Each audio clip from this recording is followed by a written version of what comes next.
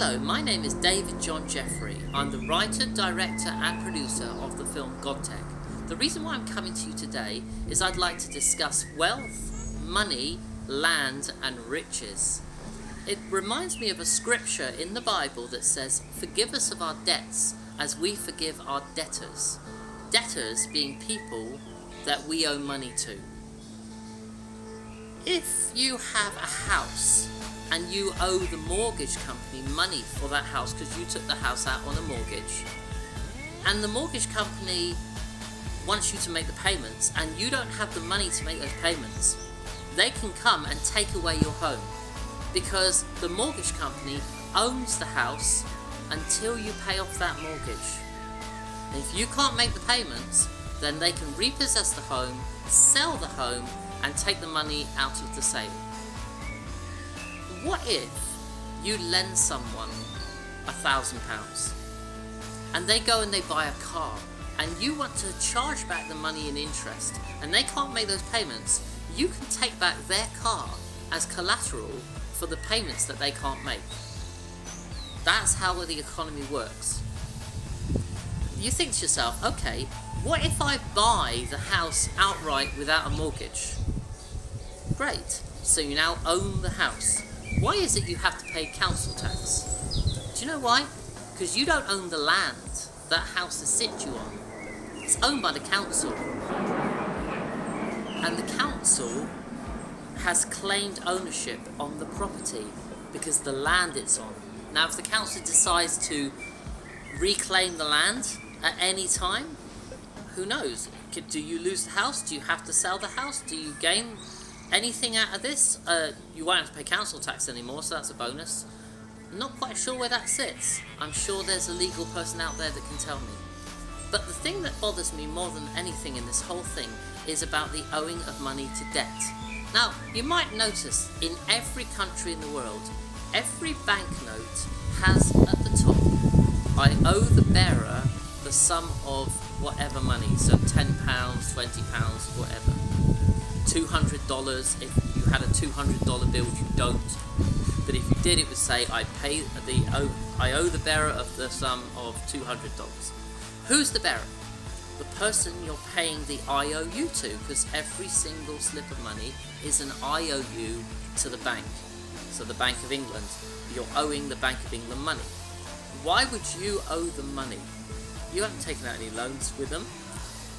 They have loaned you their money to use as currency in the form of payment. So when you get paid with your wages, you go to the bank, they give you a bunch of pieces of paper and some places pieces of plastic and coins, and those plastic, coins and paper equal the value of what they've just loaned you from the money which you got paid. Get your head around that one. I'll let you think about that for a second, then you can go back and re-listen to that. Now, if you owe someone money, why do you owe them money if you haven't actually taken out a loan? Well, every single time you work, you're working for money which is loaned from somebody else to the Bank of England. This is where it gets complicated. So, many years ago, there was a stack of gold owned by the Federal Reserve Bank, which is a privately owned bank from the family Rothschild. And that privately owned bank had a stack of gold, and the government of its day, government in America and the governments in the international countries said, "We would like you to loan us some gold." And they were like, "Okay, we'll lend you the gold, but you're going to pay it back to us on interest." So every bit of gold that was loaned out was then had to be paid back to them in interest, but it couldn't be paid back to them in IOUs, it had to be paid back to them in gold. Okay? So they sent an IOU, say, to the Bank of England and said, "You owe us so many billions of currency in gold, so many grams of gold or pounds of gold, and you owe us that money, and that money needs to be paid back to us, but for now, everyone who deals in this money that's been loaned to you, every time, basically, every note is an IOU to the government. And not just an IOU to the government.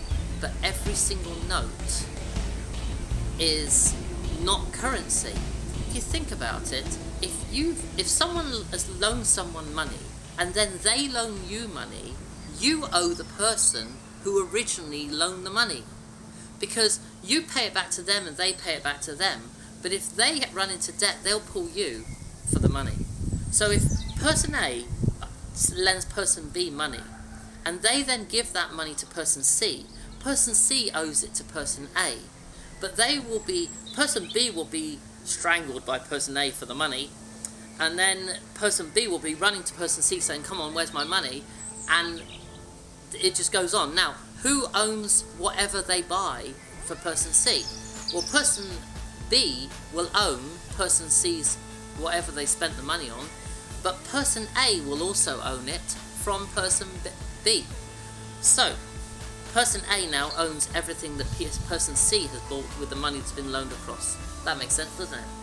So, if the Rothschilds loan the Bank of England a stack of money, and the Bank of England starts paying it back, and pays, let's say they will pay it all back, but they owe them more money because they owe them the interest.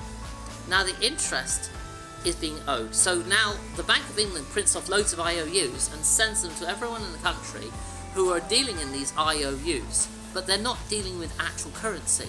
So the IOUs are being passed around, but everything that is being passed around and bought with those IOUs is actually owned by the Federal Reserve Bank. So at any point, they could call in the loan and own everything. So your house, which was paid for with cash that said IOU on it, that house is now owned by the Rothschilds, if they wanted to call in the loan. At the moment, it's owned by the bank, because it was paid with cash, with an IOU. It's not yours. None of it's yours. The shirt on your back isn't yours. It's an IOU, which you now owe to the bank, which the bank owes to the Rothschild and the Federal Reserve Bank, which owns everything.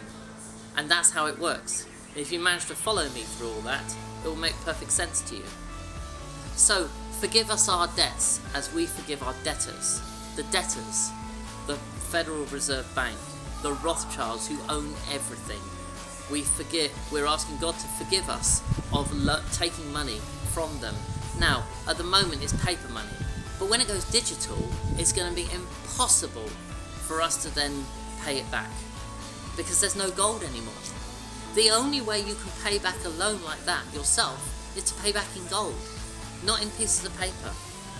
Paper can fly everywhere and card can fly everywhere, but gold is the strong currency that was lent out in the first place that created all of this. But the majority of the gold is in the Federal Reserve Bank because of this. Thank you for watching. I really hope that you got something out of this. Don't panic about the money. Just think to yourself, how can I make a difference? How can we stand up against this system that is controlling everything? There must be a way. And I'm certain if we all band together and we get the word out there, enough people rise up, we will actually be able to make a difference in this world. Thank you for listening. Please subscribe if you'd like a notification of any videos that I produce, and like the video if you like it, and please leave comments. I love your comments. Speak to you later. Bye bye.